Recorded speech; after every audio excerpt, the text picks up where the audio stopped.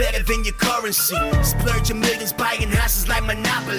Fucking 9 to 5, man, the money is a joke to me. Buying cryptocurrency, my money in the privacy. I make it rain dollars, they watch me disappear. I'm so fly, man, I'ma need some land again. Hey guys and girls, welcome to this week's episode of the B.Invested Birchy podcast. I'm your host, Nathan Birch, and this is a show unraveling the truth to the facade of the 21st century. We're now exiting the matrix and waking up to motherfucking reality. And today I have a special guest. We have Andrea from Blink. Thanks. Hi. How are you? Good. I know that you listen to these podcasts. I'm assuming you listen to these podcasts. I know you do. I've seen you posting around saying that you do. It's different to have you on the other side of the it's different on the other side. It's definitely different on the other side. I've seen you do that intro a million times. Yep. It's, I remember the first few times I was reading it, I was like, just get that right. And then now it's like, you've got it down pat now. Everyone's waiting for people to pull me over and say, can you say it out for me? You know? It's cool. So, cool. Andrea, thanks for coming on. Maybe if you can just share with the community, like who you are, what you do, and all that sort of stuff. Yeah, absolutely. So I work for Blink Property in New South Wales. I'm an assistant property manager here and been here for probably about, it's over a year now. About 1.5 years, I think. 1.5 years, yeah. So I guess when everyone comes on the show, I've just got some standard questions to ask, just so everyone get to know who Andrea is. And I guess if you were to go out and talk to your friends and family, how do you think they would describe you? I think they'd say very loyal. Yeah. So I keep my circle pretty small. But if I love you, you're like family to me. So I'd say loyal and probably always happy. I'm always smiling. You are. You're always happy and got lots of energy and very, I think, especially in your job as well, like looking after property management, for those that you don't know that just own properties, and a lot of investors will be like, yeah, get me more rent, do this with what you do, but it's very demanding because you've got tenants that have got issues, you've got owners that have issues, no one ever thanks you, right? And it's like, and if you go and have a look at like reviews on companies and stuff like that, and I hear back from like tenants and tradespeople and all that, and they're like, Andrew is really lovely, I've never dealt with someone like Andrew in real estate. So you hear those things, and it's because you've got that caring side to you and a happy side, so yeah, which is good. It's important. So, yeah, absolutely. I guess second question for you is, what catchphrase would sum up your life? Do you have a catchphrase? I don't have a catchphrase. Okay. I did see a meme a couple of weeks ago. Okay. It kind of said, well, that didn't fucking go as planned. Okay. And I thought, yeah, that's entirely my life. Yeah. If I plan something that's got like a third party involved, guaranteed something will go wrong. Yeah. But if I'm planning just for me and I'm the only one who has to take action, we're good. That's good. But yeah, I think the best things that have ever happened to me have happened from, my snap decisions, not a grand plan. Okay, yeah, cool. Yeah. Also, I think people can sometimes, like when they plan for things, they can become over analytical and all that sort of stuff. Absolutely. Where if you like a lot of textbook knowledge out there, but applying textbook knowledge is hard for people to do. That's so it's got to be a balance of planning something and then taking action too. So, and if you know yourself really well, you can make snap decisions. Yeah.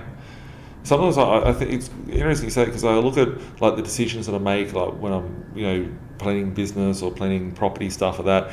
And sometimes people sit there and go, "Oh, Nathan must make hasty decisions." Every decision I make is very calculated, and it's not hasty. It's because I've worked out strategies in the back end, and when I take that trigger, it's because I know it's the right move to make. And Absolutely. It's like there's a saying. I think it's the only time to speak is when it's time to say checkmate. So yeah. Love that. Yeah. Cool, and I guess we're the No BS Birchy podcast. What does No BS mean for you in life, like as far as whatever aspect? I'm going to say living authentically. Okay. So there's a lot of, like, society's got a lot of pressures and expectations on you, or your parents, might want you to go to uni and become a doctor or a lawyer or something like that. Yeah. You've got to do what makes you happy and what rings true to you. Yeah. Cool. I think that's everyone's different when they say it, right? Everyone's got a different meaning to it. So it's that's good. That's good. Thanks, Andrea. And today, like, there's a lot of talk out there in the world. Like every time you go on the news.com, sifting through all the companies that are going bankrupt out there, there's all the articles about like inflation, tenants being hard done by, rents rising, interest rates rising, all that sort of stuff. And because we're very pro landlord here, we'll talk about tenants and how to maximise outcomes for owners.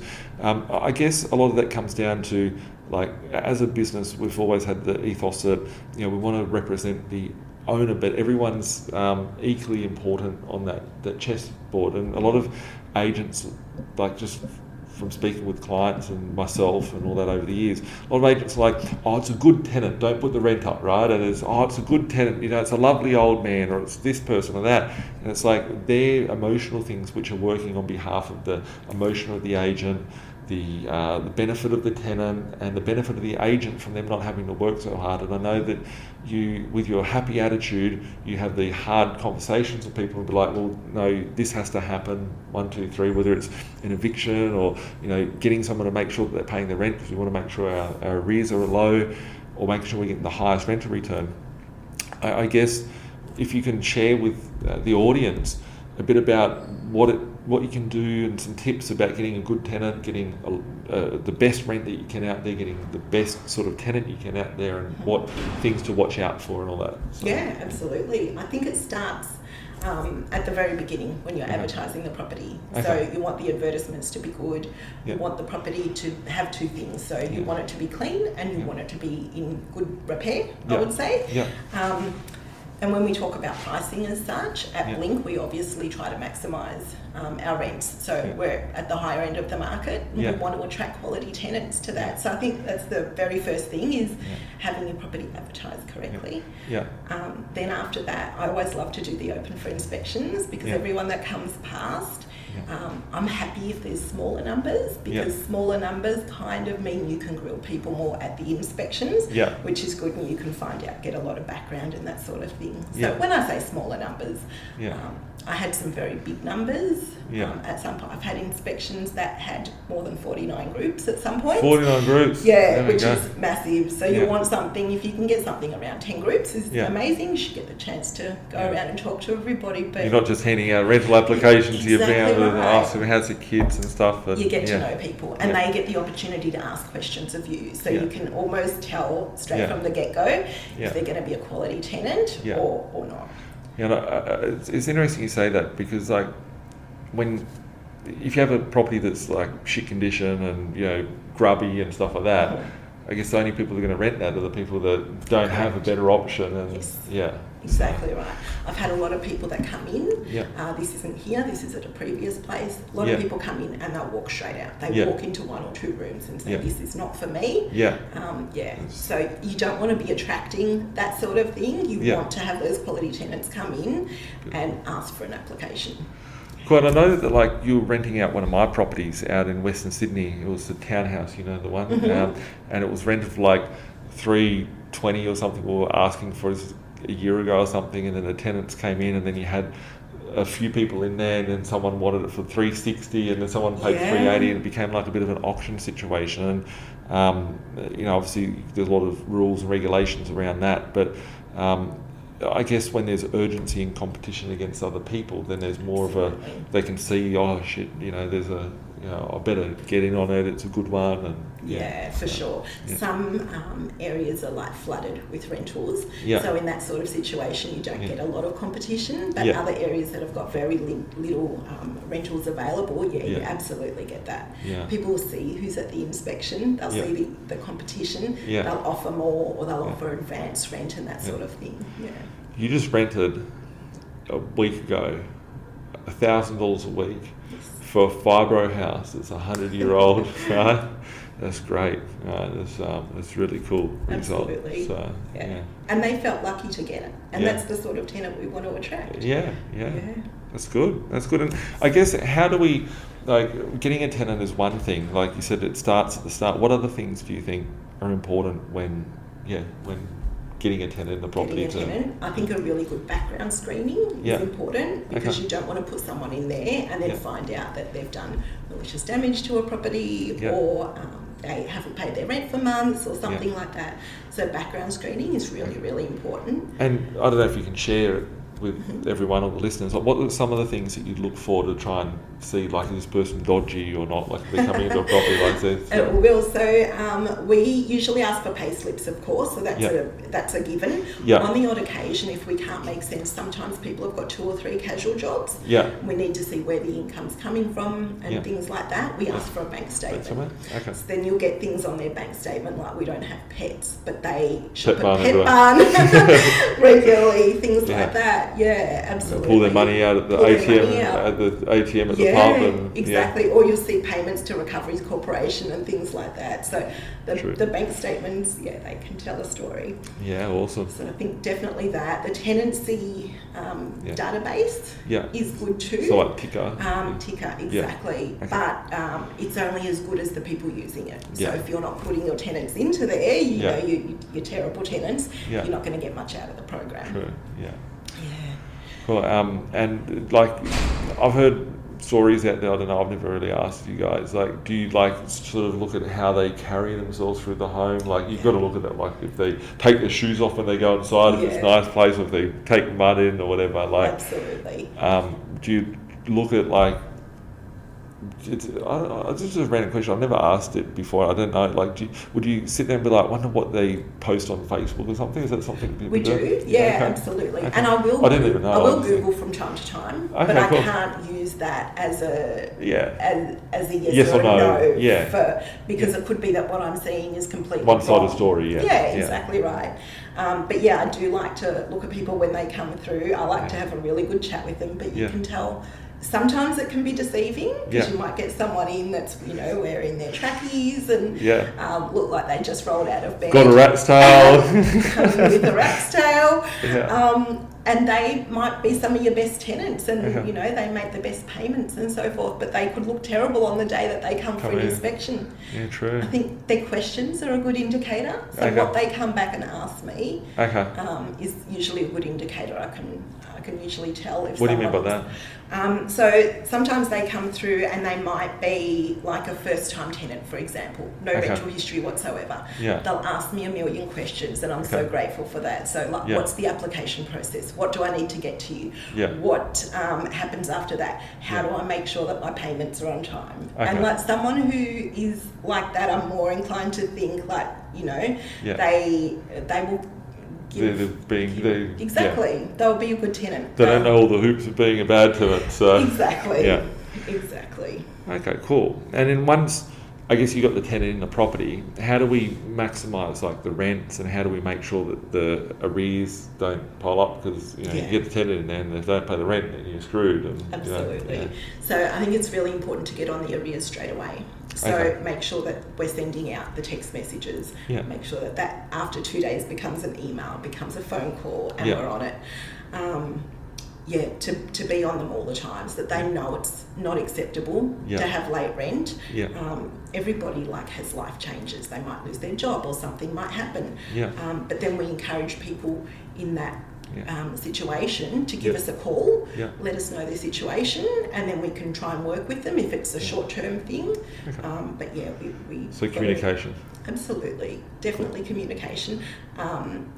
The tenancy itself, I would say routine inspections as well, very important. So we do one at 3 months, then we go to 6 months, so every 6 months thereafter. But the 3-month one is a really good indicator of how the tenancy will continue. So if you walk in, is it a pigsty? Is it neat, cigarette smoke in there? Exactly, exactly right. Is there cat hair in there? Dog hair? Exactly. Or you might say, the hidden pets, I know from walking into a place, I'm allergic to cats and dogs if I don't have any animals, but the smell of it, like I get sore eyes, and I can tell when someone's got a pet around. So, absolutely. Cool.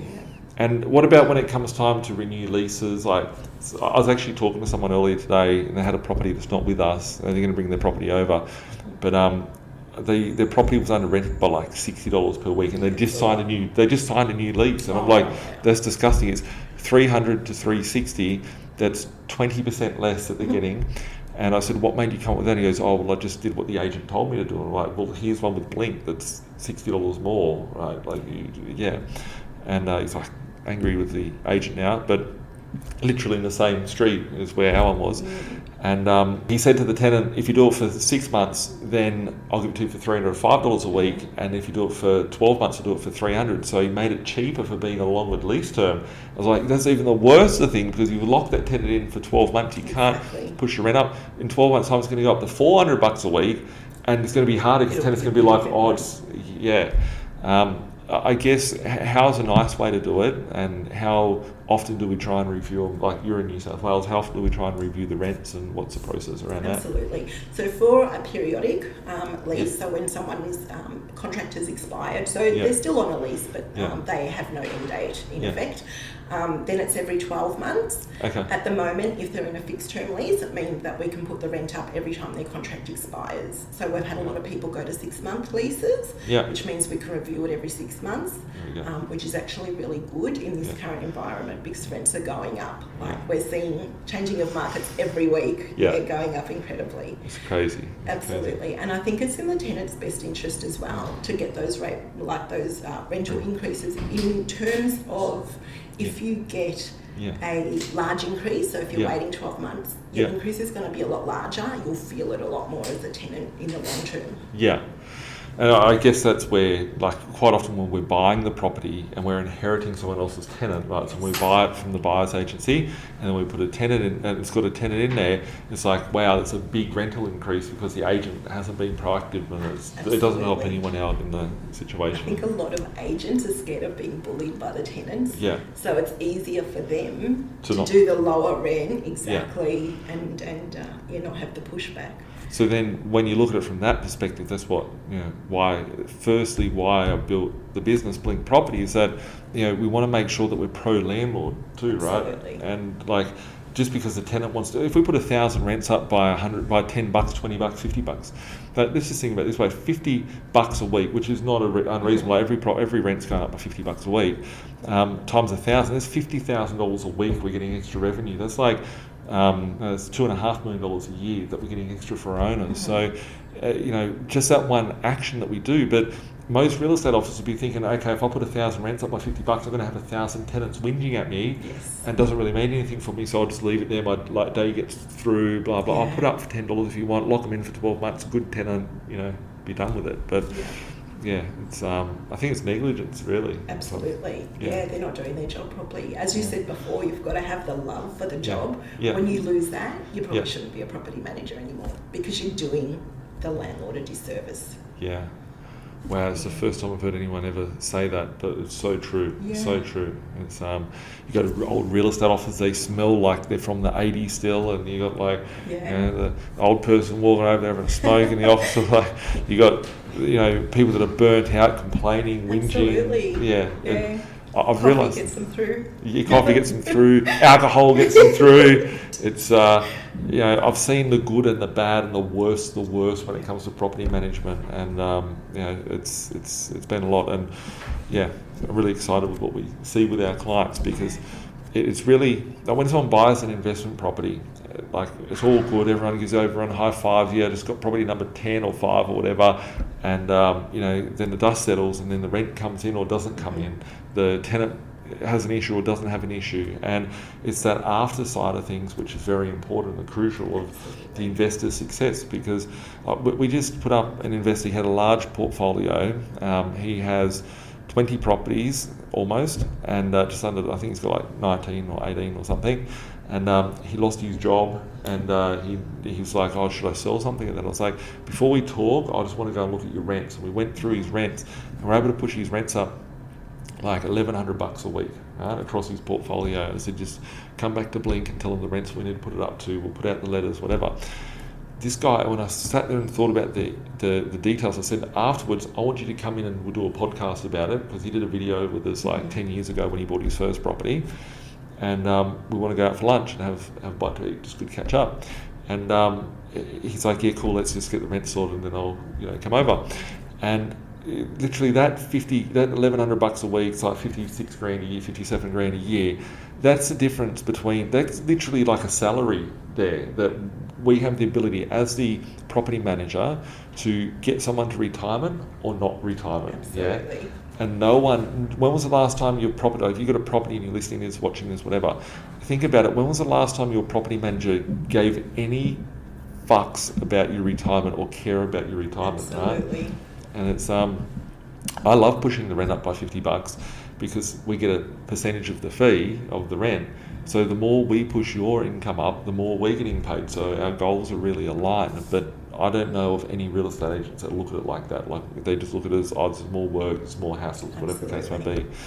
So cool. And any other tips that you've got about like maintaining the tenant and keeping the tenant? Absolutely. I think maintenance of the property is really important. So making sure that if they've got genuine maintenance, that it's reported in a timely manner. So before a problem becomes bigger or more expensive. So that's really important. It also keeps the worth in the landlord's properties. So you don't want to get to the end of a 1-year tenancy and there's all this stuff wrong. So the landlord's forking out a lot more money, but now their property is also worthless. Because not worthless. But it's like, you've got to do all the repair, leaky showers, brick the carpet. Correct. Yeah, absolutely. I'm not talking in terms of overcapitalising or anything like that, but just keeping the general maintenance in good repair. One leak can wreck a cupboard. You need a new vanity. There's another $1,000 for a vanity. And exactly right. Kitchen cupboards and carpets. Get behind the tiles. So mould. 100%. And I guess that's where the love and care and attention to detail comes through for looking at those reports, like when you do the quarterly or 6-monthly routine inspections or 12-monthly routine inspection, like what is showing, peeling things back, smelling, keep an eye out for, keeping your senses with you when you're doing that. Absolutely. So at a lot of our inspections, the tenant is not present. So I would say it's 50-50 for the tenant being present. And so you've got to rely on your own senses to see what's gone wrong in the property. So we open up underneath the sink, we check all the S-bends. So it's the same in the bathrooms, in the kitchens, that sort of thing. The oven, make sure it's clean. Absolutely. So not just that the asset is clean, but sometimes the elements are burnt through other bits of the oven. And you actually see holes in trays and like some really weird things that have not been reported because the element dropped in the oven. Yeah, wow. So it's just knowing what to look for, I guess. And then querying why that has never been reported. That's like a fire hazard. So, True. And I guess, making sure that the owner is protected from compliance as well. Exactly. So, very important. Cool. Any other things that you could think of? I would just say, look, I love what you always say and how you say treat your property. Like a business? Investing like a business, absolutely. Know your numbers, check in with your property manager regularly, and they should be checking in with you. You should be hearing from your property manager before you've got to ask the question. True. So, I would say that's probably really important. I think quite often owners will hear from their property managers because they're like, hey, oven's fucked, need a new, spend $2,000 today. Hey, the tenant asked, can we have an aircon in it? It's like, not like, oh, hey, how you going? What do you think about building more properties? Have you bought any more recently? Absolutely. So you were talking before about the high fives, on settlement. We don't want the high fives to end there. We want you to high five when you get an amazing rent increase. Or when we've done, we've project managed renos on some properties, done a full renovation, and Blink has project managed that for the owner, and saved thousands, saved the owner's time. They can go out and do what they need to do. We don't even charge for it, do we? Do we charge for it? Or no, it's part of the service. It's all part of the service, absolutely, Things a little bit different to all the other property management agencies. I wouldn't say that they would put that much effort into caring about it. Absolutely. Yeah, cool. Also, talking about that, I was actually chatting to the property investment agents team, our buyers agent the other day, and was talking to the team about some of the rent increases that we've had and how they've directly correlated to the success of the investor. And $50 across 10 properties, there's $500 a week, right? $50 doesn't seem much to the normal property manager, but when we look at, I look at all the rents, I'm personally, when I do a portfolio review, I look at everybody's rent, I give them, this is what we need to be doing, I give them set instructions to go back to you guys, and just so we got my eyes overseeing it, your eyes overseeing it, the rest of the team's eyes overseeing it, we're all collaborating. But $50 times 10, being at the top of the market, making sure that we can command that, right? We've got the ability to command that because we've got good tenants and all that sort of stuff.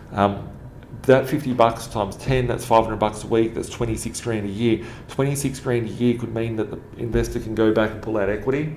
They can go and service with a big four bank instead of a second tier lender, that they can buy their dream house, all those things that add up. And it's literally your role and the team's role at Blink is to ensure that the investors are getting the right results and why they're investing. And no property manager looks at that stuff out there. Like, I know it's something it can make or break your portfolio if you've got a bad property manager, absolutely, or can slow you down at the very least. You want someone who's looking at your cash flow all the time, even like your arrears. That's part of your cash flow. Like, you need to get on it and make sure that that's getting paid. And exactly. Definitely. And the bill payment as well. Bill payments, absolutely. You've got to be on your leasing because you want them to have less days on market. You don't want them to linger. So if we had 1,000 properties, like the managing of all of that, like a real estate office, like, we'll put it on the market, whatever. It takes 2 weeks, takes 4 weeks, whatever.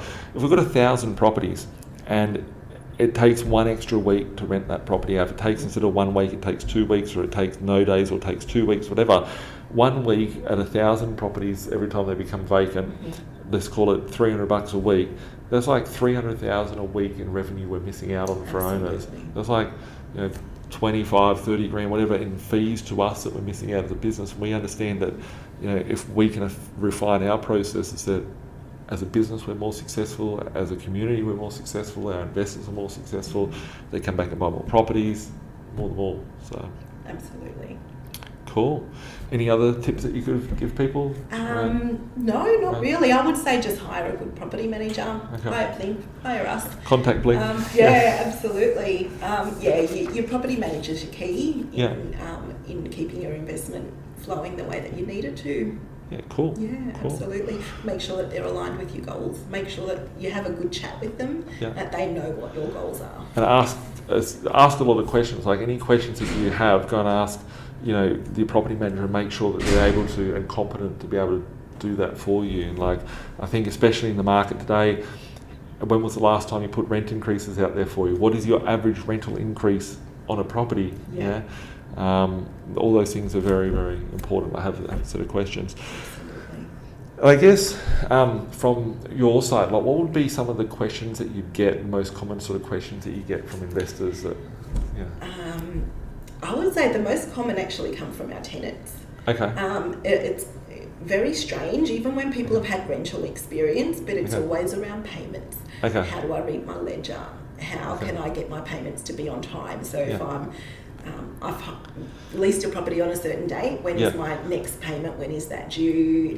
So we usually say do automatic payments and things like that. A lot of people ask questions at opens that I think are probably irrelevant. It'll be things like, have you had a lot of interest in this property, and things like that. I think that's more relevant if you're buying a property. There's more questions like that. From investors, the most sort of questions we get are from our new investors.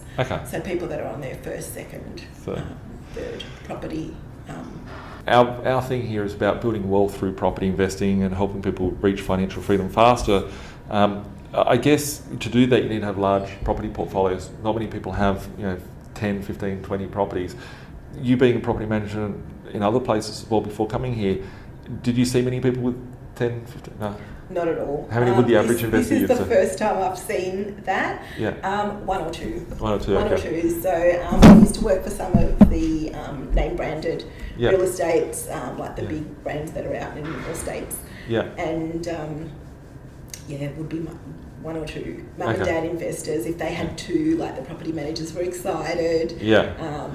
Because that was one of the larger portfolios. If they're up to three, it was wow. There's money bags coming in. Exactly. I've not seen anything like what we did. I think we talked about it on a previous live. And I said it was completely different, because when I started to watch your podcast and started to watch your lives, I was really like, how are these people doing these numbers, like 20, 30 property, or just in double digits alone? Like, it's really impressive.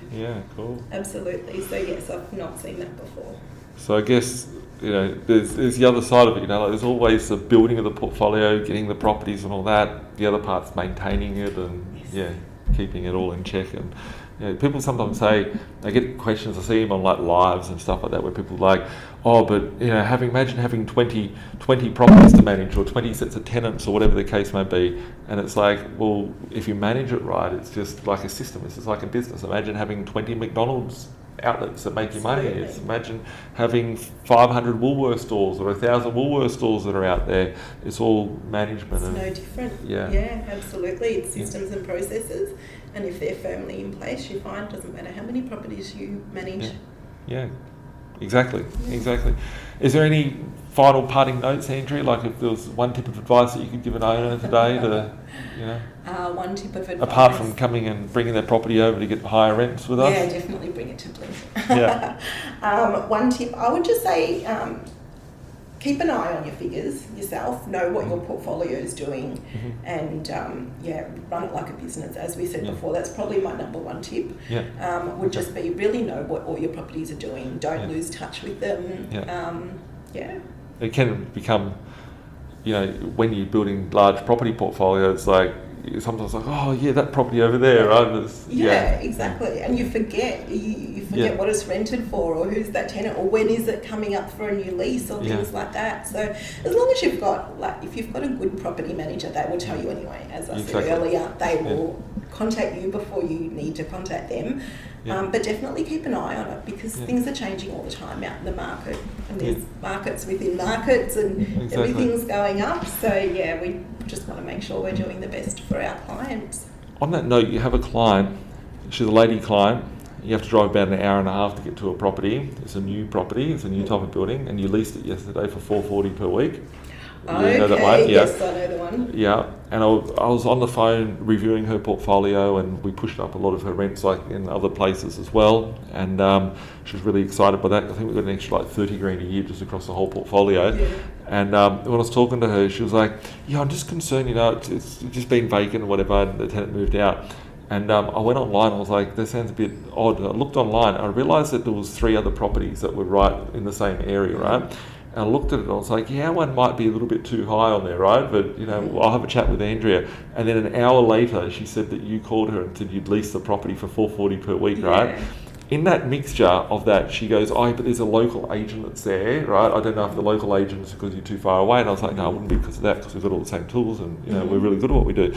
I went online and had a look. The local agent had one for $370 per week. You rented it for $440, right? So that's $70 per week. Exactly. More, and yours this one was rented now. The other one's been sitting there for long, right? And so there isn't. There's 6 months ago, 12 months, actually 2 years ago, that area where I was talking about where the properties went to $500 per week from they used to be $350. Corona hit a high migrant area, went down to like $260, $270. Vacancy period spread out. Now it's gone not back to $350. It's gone all the way up to $500. Markets.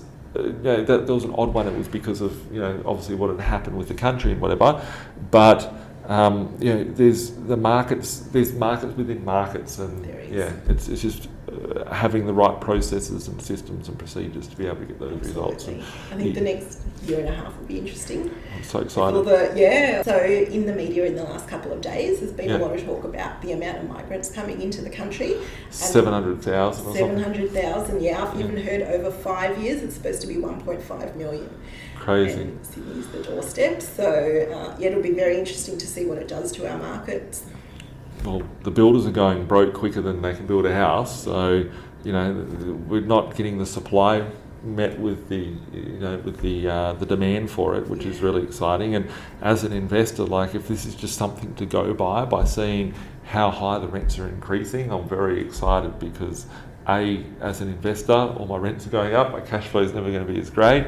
As a business, our investors, their portfolios are going up higher than what they've ever been beforehand, which is great.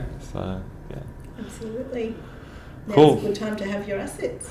And I guess structuring those leases, if we've got suburbs that have gone up from $350 to 500 and there's surrounding suburbs, we don't want to lock a tenant into a lease for 12 months or 2 years, right? Yeah. We need to know our market and know the time to pull the trigger. If the market is going in a decline like it did a few years ago, we want to lock those leases in. So it comes down to absolutely the guidance. Yeah, we keep a firm eye on everything that's going on within Sydney because, as you said, there's markets within markets. Yeah. Every area is different. Yeah. Absolutely. Cool. And if someone wants to get in contact with Blink, how do we get in contact with Blink? Yeah, either email us on nsw@blinkproperty.com.au or give us a call on 1300 629 610. There we go. I didn't even know that number. I know my one all the time, but I don't know that one. The 610, I remember seeing that around. So awesome. Thanks a lot for that, Andrea. Keep up the good work. Keep getting the good results. And thanks for all our community. Like it's there's lots of things that you have to deal with on a daily basis. So thank you for all what you do and all the team does for our investors to get the highest rents that they can and keep up the good work. Thanks, Nathan. Thank you. Appreciate that. And thanks for watching, guys and girls. If you have any questions, reach out to us. You know where to find us. Make sure you subscribe. If you like this video, share it, like it, push it out to your friends and family, tag them in it, and remember to follow us at Google Play, Apple Play, Spotify, YouTube. We'll catch up soon. Have a great week. Bye for now.